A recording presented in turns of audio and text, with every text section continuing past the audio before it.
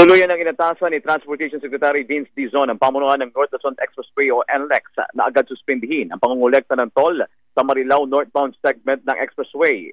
Kasunod ito ng panibagong aksidente kahapon na ikinamatay ng isa at ikinasugat ng 6 matapos na muling tumama ang isang truck sa tulay ng Marilao Interchange.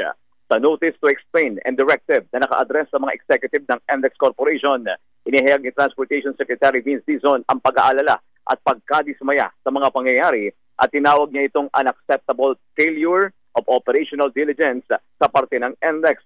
Tinukoy ng kalihim ang patuloy na kabiguan ng NLEX na ipatupad ang comprehensive preventive protocols tulad ng real-time height monitoring system, screening sa mga overheight na vehicle, sapat na physical deterrent at warnings at iba pa. Kaya naman, inatasan ng DOTR ang NLEX na i-waive ang toll fee sa apektadong lugar hanggat hindi na ayos ang tulay at sertipikahan ng mga inspektor ng gobyerno na ligtas.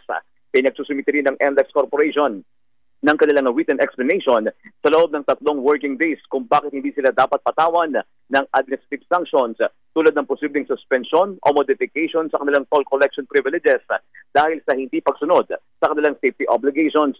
Nilinaw naman ng Super Radio DCWB ni DOTR Assistant Secretary for Communications Michelle De Vera na may kapangyarihan ng DOTR na magpataw ng kaparusahan kahit private entity ang NLEX.